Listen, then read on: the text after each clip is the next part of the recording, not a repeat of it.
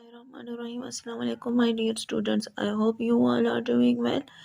As you all know, that pandemic is going on and ICMS school system has started online classes for you. You can continue your studies while being at home. I am your maths teacher, and as you all know, we have covered 3 units in regular classes. And now we will proceed towards unit 7, exercise 7C. So let's start our today exercise. Take out page number 79.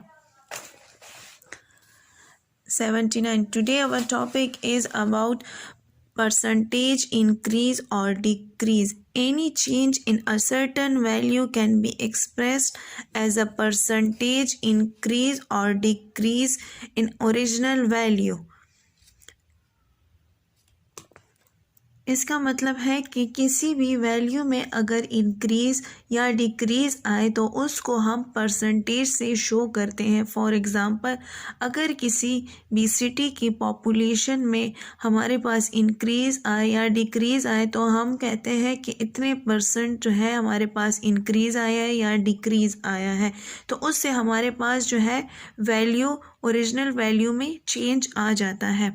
तो अब हमारे पास इसके कुछ question है, अगर हम उसको करेंगे तो आप लोगों को अच्छी तरह उसकी समझ आ जाएगी. Exercise 7C. Question number 1. Increase each of the following by the given amount. हमने हर एक नंबर जो गिवन वैल्यू है हमने उसको इंक्रीज़ करना है बाय गिवन परसेंटेज. जो हमें परसेंटेज दिया हुआ है हमने उसके हिसाब से जो है वैल्यू को इंक्रीज़ करना है. तो फर्स्ट क्वेश्चन जो है हमारे पास जो है वो है ₹200 बाय 12%.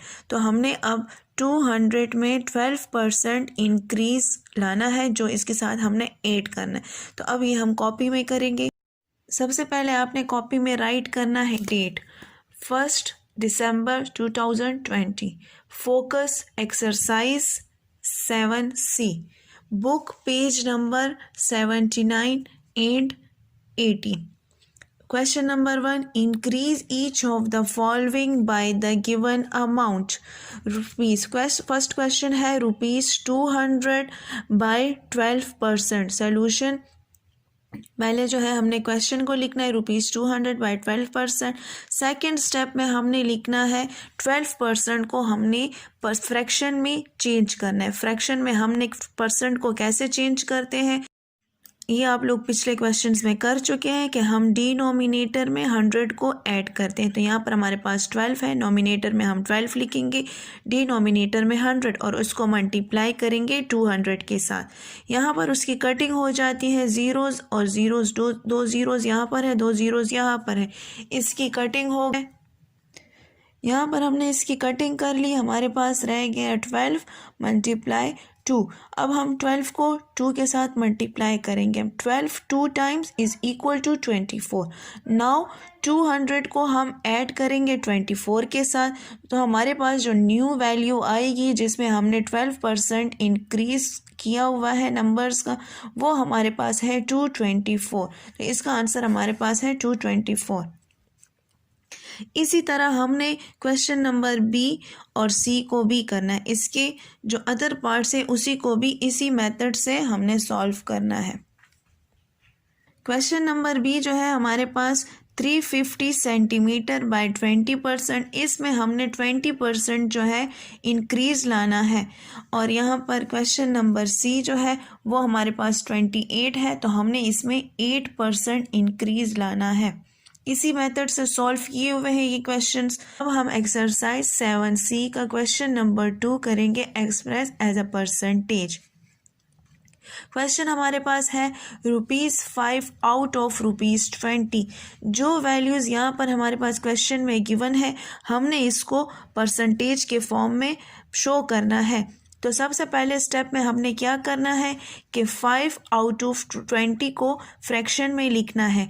5 आउट ऑफ 20 परसेंटेज के लिए हम इसको मल्टीप्लाई करते हैं 100% के साथ. 100% को हम फ्रैक्शन में लिखते हैं 100 डिवाइडेड बाय 100.